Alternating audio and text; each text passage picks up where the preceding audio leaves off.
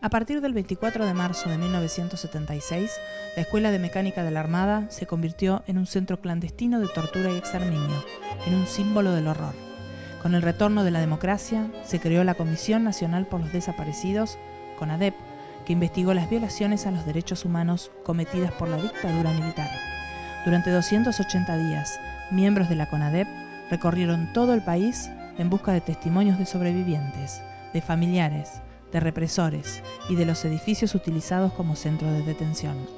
El resultado de toda esta investigación fue entregado el jueves 20 de septiembre de 1984 al entonces presidente Raúl Alfonsín.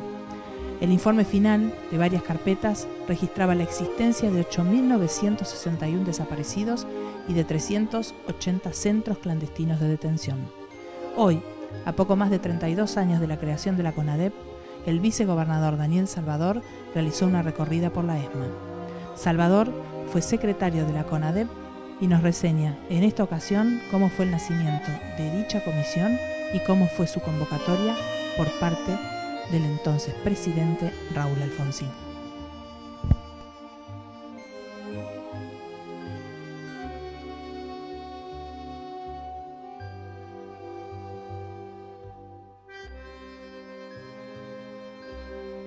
Soy Daniel Salvador, tengo 64 años, soy abogado y yo tengo una vida política vinculada con la Unión Cívica Radical desde la juventud. Fui integrante antes de 1983 de la Juventud Radical, del Comité de San Fernando, la Juventud de la provincia de Buenos Aires, hasta que en 1983 ya me convoca el doctor Alfonsín como secretario de la CONADEP. En realidad, previo a la conformación de la CONADEP, ya después de la elección,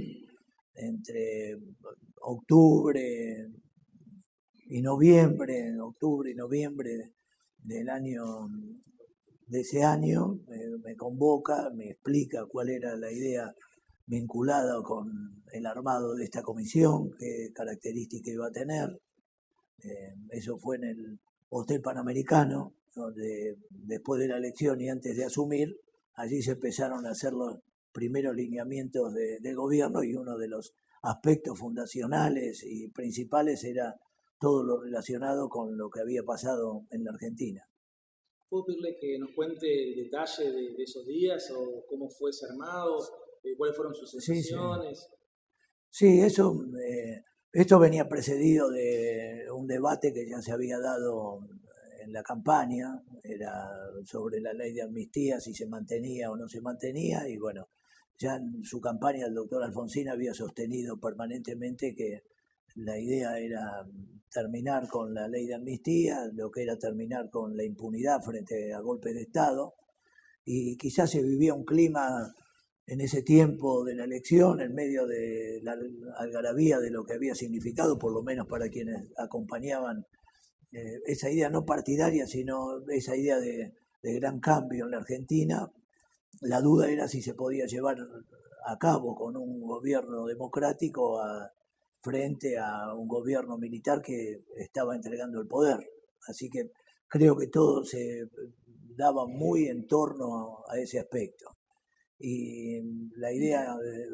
inicial del doctor Alfonsín era, que después lo explica muy bien, eran dos aspectos centrales. Uno era que lo fundamental era saber toda la verdad. Entonces, ¿cómo buscar el mecanismo para que se sepa toda la verdad? ¿A quién se le podía creer? Podía ser, como en ese tiempo se hablaba una alternativa, era una comisión bicameral, y él se inclinó rápida inicialmente por una comisión independiente conformada por hombres y mujeres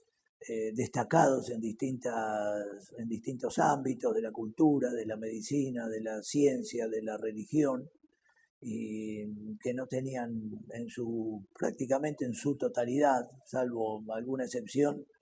vinculaciones con el partido de gobierno, para darle toda la objetividad y toda la jerarquía. Ese fue el sentido de la CONADEP. Me lo explica en el mes de, ya como decía anteriormente, entre que fue la elección y antes de asumir, y también me dicen que quería que la comisión actúe con absoluta independencia y me determinaba las personas que él había pensado, muchas de las cuales ya había hablado, otras iba a seguir hablando, y después me encomendó tomar yo ya un contacto personal y también buscar con otro de los que fue secretario de la comisión en el tiempo inicial, Leopoldo Silveira, buscar un ámbito donde poder funcionar. Y así que antes de la conformación empezamos a tomar contacto con la mayoría, con todos los distintos integrantes. Yo en ese tiempo era un joven abogado de 30 y pico de años, así que encontrarme con personalidades tan excepcionales como la de Sábato, Favaloro, Monseñor de Nevares, Marshall Meyer, el doctor Colombre, Rabosi, entre Klimovsky, bueno, y buscamos también un ámbito, y ese ámbito, no sé bien cómo llegamos, pero fue al Centro Cultural San Martín. Allí estaba el director Javier Torres, y bueno, también lo impusimos un poco de la idea de que esto obviamente era una decisión del presidente, y que se nos había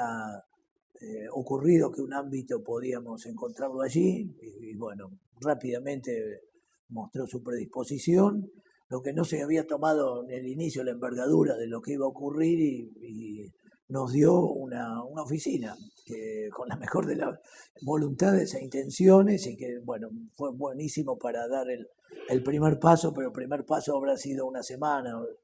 no menos, así que una vez que ya tuvimos el lugar y que ya estaba hecho el contacto con todos los que había designado el doctor Alfonsín, esperamos que se formalice, y después le hicimos la primera reunión. Allí se designaron secretarios, y ya en la primera reunión se decidió el presidente, que fue Ernesto Sábato por unanimidad, y después secretarios que ya tuvieron distintas funciones. Un secretario de temas legales, otro de la cuestión más vinculada con lo administrativo, de documentación y denuncia, que fue la secretaría que me hice cargo yo. Y bueno, a partir de allí fue tomar relación, vínculo con hacer conocer cuál era el objetivo, transmitir la tranquilidad y la certeza que eso no era un ámbito de la justicia, ni era para ir a la justicia, ni que se podían recibir testimonios en el marco de la seguridad. Surgió, si era necesario, repetir los que estaban dando los organismos de derechos humanos, y fueron los primeros pasos donde no hubo una confianza inmediata en quienes tenían que brindar testimonio, porque veníamos de todo un peso muy importante hacia atrás. Así que hubo mucha gente que colaboró sin formar parte de la comisión. Uno de ellos, que siempre me gusta rescatarlo, fue Simón Lázara, que era un diputado del socialismo y que estaba muy vinculado con organismos de derechos humanos, y que generó el primer gran acercamiento con ellos. Y después el otro aspecto, que esto habrá ocurrido, supongo yo que entre quizás hasta un mes o menos, la incorporación de Graciela Fernández Mejide, que ella fue ya un vínculo fuertísimo con los organismos. Ella venía del ámbito de los derechos humanos y de una tremenda experiencia personal con uno de sus hijos, que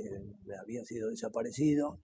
Así que ya cuando se sumó ella, se terminó de superar ese debate, si se creía o no se creía, si hubiese sido mejor una comisión bicameral, y se puso toda la fuerza allí, y a partir de ahí hubo un funcionamiento pleno de la comisión. En primer término eran con empleados del propio gobierno, de distintos ministerios, y después los propios organismos fueron aportando, porque eran testimonios que eran muy difíciles de sobrellevar para gente que no tenía experiencia o que no conocía realmente. Eran testimonios muy duros, muy fuertes, cantidades, y bueno, así fueron los primeros pasos. Después de esa oficina pasamos todo a un piso importante, eran testimonios que se tomaban manuscritos, con archivos que eran de esos típicos metálicos, grises, y si no, archivos más chicos con las fichas, y bueno,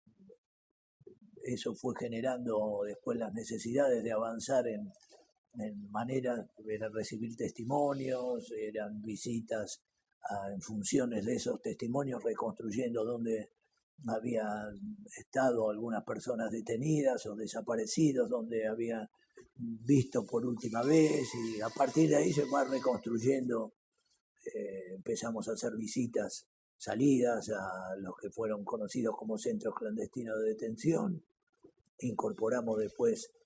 arquitectos, ingenieros, para poder constatar en los lugares que visitábamos si había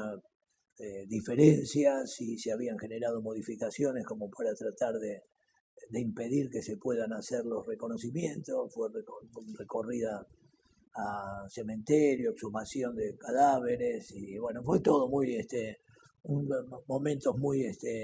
muy arduos, muy difíciles, con mucho acompañamiento social y después acompañamiento internacional, que nos dieron la posibilidad de contar con médicos, legistas, con científicos, que se empezaron a hacer todas las primeras investigaciones de tipo genético como para poder llevar adelante las identificaciones, y posteriormente se crearon algunas filiales de la CONADEP en el interior del país, se tomaron testimonio en el exterior, vinieron bien testigos de otros países, de Francia, de México. En algunos casos se utilizó el mecanismo prácticamente para garantizar el anonimato, porque eran tiempos que, más allá de la apertura democrática, todo había sido tan terrible que quienes habían vivido en sus familias o en amigos, en muchos casos, por supuesto, se mantenían en temor. Así que bueno, básicamente así fue el inicio de todo. Y el trabajo cotidiano fue de menor a mayor. Primero, como decía anteriormente, recibíamos denuncias más medidas, después ya eran cantidades, y era la cantidad y era el contenido. Eran todos testimonios muy duros, muy fuertes, de gente que tenía, por supuesto, la esperanza y la certeza de que tenían su familiar, su hijo, vivo, y que seguían con la esperanza de encontrarlos, testimonios que habían cambiado hasta el lugar del dormitorio para estar cerca de las puertas de la calle, para poder escuchar. Y eso significó, no sé, yo no era no es que dábamos turnos. Entonces llegaba gente y atendíamos a todos, y testimonios que no eran de 10 minutos ni de 15 minutos por el propio contenido, y que una cosa llevaba a la otra, y en muchos casos ya habían dado testimonio en algunos de los organismos. Después pedíamos también copia para tratar de rearmar y buscar las mayores coincidencias. En una primera etapa, o sea que eso realmente fue una etapa durísima, que tuvimos que renovar el personal, primero con distintos ámbitos de gobierno y después con los propios organismos de derechos humanos, y eso ayudó y facilitó mucho. Nosotros inicialmente también percibimos, después de tomar testimonios, analizábamos ya en el marco de la comisión o con algunos de los integrantes o secretarios, y en algún punto observamos que varios de esos testimonios nos llevaban a llevar adelante, o la búsqueda de que se lleven adelante procedimientos confusos o incorrectos, como para modificar el camino. Algunos de ellos se hicieron, y después entendimos que la mejor mecánica era tratar de buscar las coincidencias entre distintos testimonios, porque de varios de ellos surgían el mismo ruido de un ferrocarril, o mismo olores, o misma Y a partir de allí ya empezamos a cambiar en muy poco tiempo la mecánica de trabajo y lo apuntamos a reconstruir por lugares donde llegábamos a la conclusión que pudieron haber estado en algún momento detenidos, que fueron los que después se llamaron centros clandestinos de detención, y ahí empezamos a perfeccionar y muchísimo la tarea. Eso fue determinante, empezamos a individualizar. Nosotros en la comisión llegamos a individualizar alrededor de 350 centros clandestinos de detención, y después sobre esos centros hacíamos presencias, en muchos casos con testigos o con familiares, o algunos de los casos que habían estado detenidos y que estando detenidos vieron una persona que después nunca más apareció, o estuvieron detenidos con amigos que después no aparecieron. Así que yo diría que después básicamente la tarea fue en tomar testimonios, en vincular los testimonios y definirlos a través de los centros clandestinos de detención, para a partir de allí coincidir en mecanismos de interrogación, de tortura, de cosas similares, que son con la integración después de arquitectos, de ingenieros. Hicimos, en algunos casos se removieron paredes, pisos, para ver que eran efectivamente coincidentes con testimonios aportados. Así que la tarea se dio así, y desde lo inicial fue muy fuerte en el propio Centro Cultural San Martín. Después ya era un desborde en cuanto a la cantidad de gente, y aparte gente que venía del interior y necesidades de recibir en el exterior. Por eso se decidió armar filiales en algunos lugares del interior del país. Y en algunos otros lugares no había filiales, pero nos constituíamos, por ejemplo, en municipalidades o en consejos deliberantes de distintas provincias, y ahí recibíamos los testimonios.